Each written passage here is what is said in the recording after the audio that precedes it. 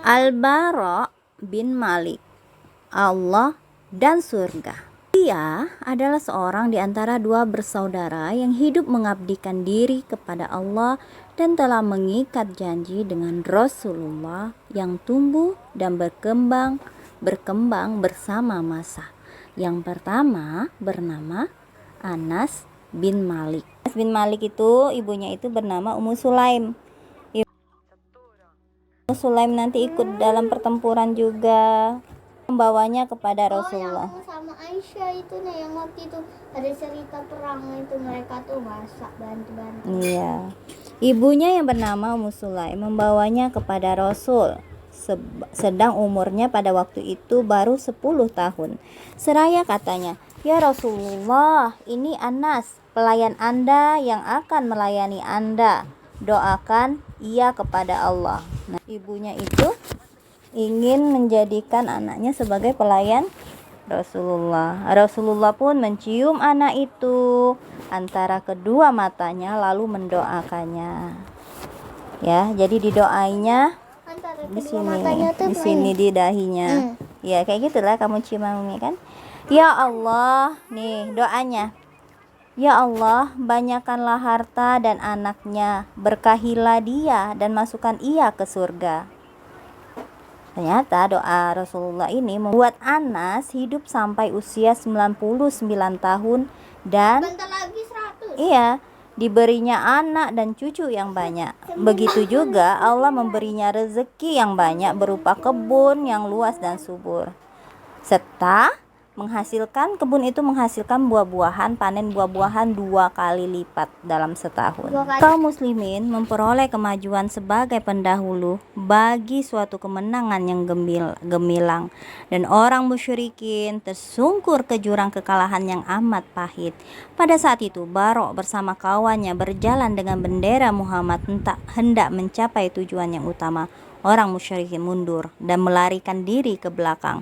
Mereka berkumpul dan berlindung di suatu perkebunan besar yang mereka ambil sebagai benteng pertahanan. Pertempuran mulai reda. Semangat muslimin agak surut. Jadi jika begini keadaannya, dengan siasat yang dipakai anak buah serta tentara Musailamah bertahan di perkebunan itu, mungkin suasana peperangan akan berbalik dan berubah arah lagi. Maka di saat yang genting itu, Bara' naik di suatu tempat yang tinggi lalu berkata, "Wahai kaum muslimin, bawalah aku dan lemparkan ke tengah-tengah mereka ke dalam kebun itu." Tuh. Karena maksudnya itu jangan lengah dengan keadaan ini, maksudnya kayak gitu. Tentara Musailamah itu masih berlindung di perkebunan, jadi hati-hati kayak gitu loh, maksudnya tuh. Bukankah sudah kukatakan kepada Anda sekalian bahwa ia tidak mencari menang tetapi mencari syahid? Ia benar-benar telah membayangkan bahwa langkah ini adalah penutup yang terbaik bagi kehidupannya dan bentuk yang terindah untuk kematiannya. Sewaktu ia dilemparkan ke dalam kebun itu nanti, maka ia segera membuka pintu bagi kaum muslimin, dan bersama itu pedang-pedang orang musyrikin akan melukai, mengoyak-ngoyak tubuhnya. Tetapi di waktu itu pula pintu surga akan terbuka lebar, memperlihatkan kemewahan, kenikmatan untuk menyambut mempelai baru yang mulia. Bara' mempelai itu calon pengantin surga kayak gitu loh. Bara' rupanya tidak menunggu ia digotong atau dilempar, malah ia sendiri yang memanjat dinding dan melemparkan dirinya ke dalam kebun dan langsung membuka pintu yang terus diserbu oleh tentara Islam. Jadi dia yang masuk ke kebun itu. Kan nggak ada yang mau ngelempar dia kan? Akhirnya dia sendiri. Akan tetapi mimpi Bara' belum lagi terlaksana. Tidak ada rupanya pedang musyrikin yang sampai mencabut nyawanya di sana.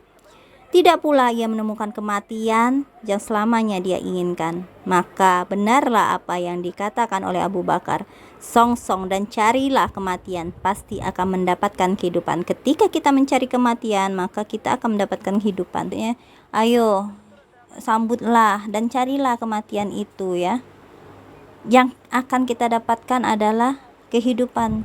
Kita ingin mati, tetapi pada saat kita ingin mati itu terlalu banyak dosa yang telah kita lakukan, maka kita berusaha untuk hidup dan memperbaiki diri agar dosa-dosa itu tidak banyak atau berkurang, karena kita akan amal soleh kayak gitu.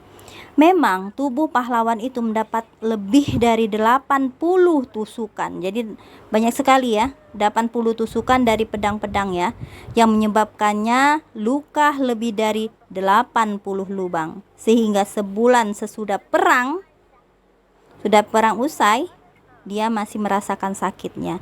Dan Khalid sendiri ikut merawat si Barok pada waktu itu. Tetapi semua yang menimpa dirinya belum lagi dapat membuatnya menuju kematian. Namun yang demikian itu tidak menyebabkan Barok berputus asa. Dahulu Rasulullah meramalkan bahwa permintaan dan doanya akan dikabulkan oleh Allah. Tinggal baginya tetap saja berdoa, memohon dikaruniai mati syahid. Ia tidak perlu buru-buru karena setiap ajal sudah ada ketentuannya. Sekarang Barok telah sembuh dari luka perang Yamamah dan ia maju lagi bersama pasukan Islam yang pergi hendak menghalau semua kekuatan kezoliman, di mana masih berdiri dua kerajaan raksasa, yaitu Romawi dan Persia. Dan dengan tentaranya yang ganas menduduki negeri-negeri Allah, memperbudak hamba-hambanya, mengintip kelengahan umat Islam. Barok memukulkan pedangnya dan di setiap tempat bekas pukulan pedang itu berdiri dinding-dinding yang kokoh yang akan membina alam baru yang akan tumbuh di bawah bendera Islam. Jadi di tempat dia berperang itu akan ada orang-orang Islam yang baru, penduduk yang baru, pemeluk agama Islam yang baru, dan bendera Islam itu akan bertambah banyak di sana kayak gitu.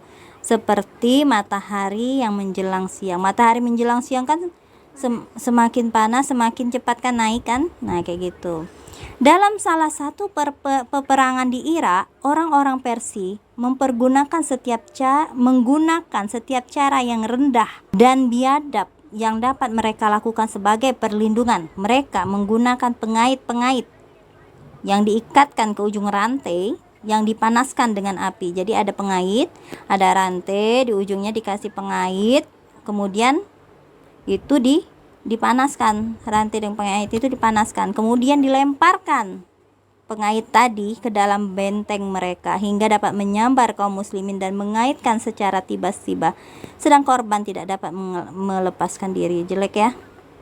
Jadi pengait itu siapa yang kena pengait itu langsung kena panas kan, besi kan, itu kan besi yang dipanaskan.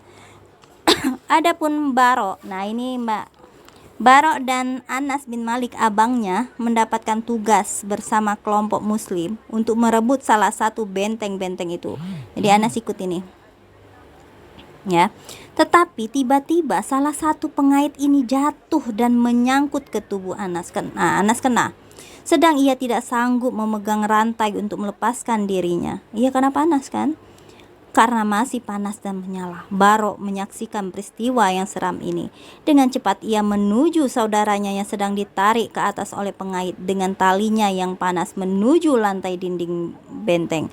Dengan keberanian yang luar biasa dipegangnya rantai itu dengan kedua tangannya.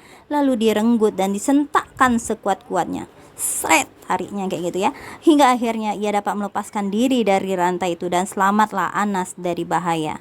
Oh ya Allah, astagfirullahaladzim. Gimana kalau kena badan yang pengait panas? Tahu pengait yang dari besi? Nah, kayak kail itu ya, tapi dari besi, dipanasin. Bersama orang-orang sekelilingnya dilihatnya dua telapak itu tidak ada lagi di tempatnya. Dagingnya rupanya telah meleleh karena terbakar. Dan yang tinggal hanyalah kerangkanya yang memerah, coklat, dan terbakar hangus.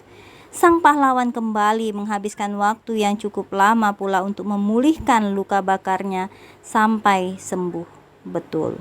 Jadi Barok tadi, Anas tadi pasti badannya kena. Si Barok tadi melepaskan kakaknya tadi dari pengait tadi, kenalah tangannya. Iya. Dengan keberaniannya yang luar biasa, dipegangnya rantai itu dengan kedua tangannya. Kayak gini kan, kakinya nggak kena, straight katanya kayak gitu. Inilah dia pertempuran susur akan datang, dan disinilah bala tentara Islam akan berhadapan dengan bala tentara Persia, dan di sini pula Barok dapat merayakan pestanya yang terbesar. Pestanya yang terbesar itu Apa? Syahid.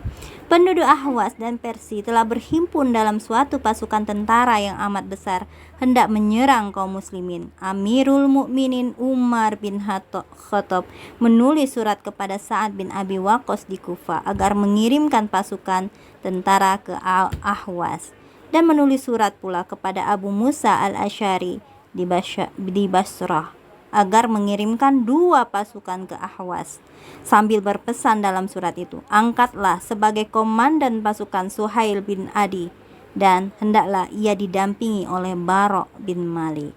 Jadi termasuk orang yang ini juga ya, pilihan ya, Barok bin Malik nih ya. Dan bertemulah pasukan yang datang dari Kufah dengan yang datang dari Basrah untuk menghadapi tentara Persia di suatu pertempuran yang seru dan seram.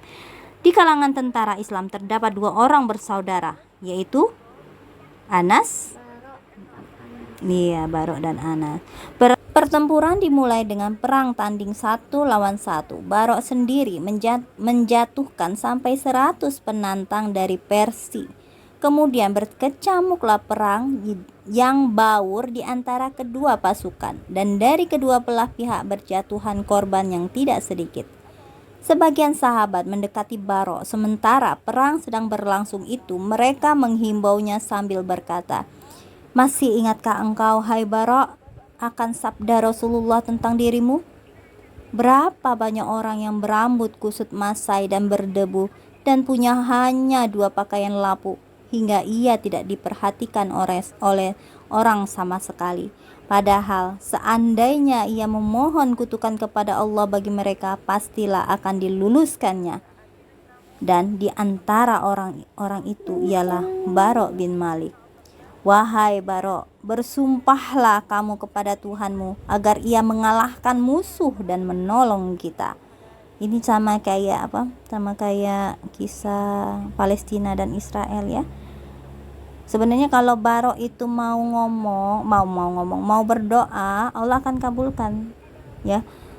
Tetapi apa yang terjadi? Maka Barok pun mengangkat kedua tangannya ke arah langit dengan merendah diri, lalu berdoa, "Ya Allah, kalahkan mereka dan tolonglah kami atas mereka, dan bertemukanlah aku hari ini dengan nabimu." Jadi dia minta banget tuh supaya meninggal hari itu. Dilayangkannya pandangannya yang lama kepada saudaranya Anas yang berperang berdampingan dengannya, seakan-akan hendak mengucapkan selamat tinggal, dan menyerbulah kaum muslimin dengan keberanian yang tak takut mati, suatu keberanian yang tak dikenal dunia kecuali dari mereka, dan mereka pun beroleh kemenangan, suatu kemenangan yang nyata. Di antara para syuhada yang jadi korban pertempuran itu terdapatlah Barok dengan wajahnya yang menampilkan senyuman manis seperti cahaya fajar.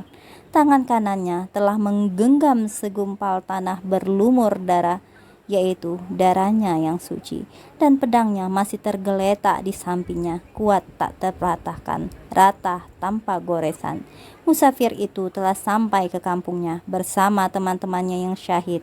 Ia telah mencapai perjalanan hidup yang agung lagi mulia, dan mereka menerima panggilan dari Ilahi. Wanudu an tilkumul jannatu uristumuha bima kuntum ta'malun.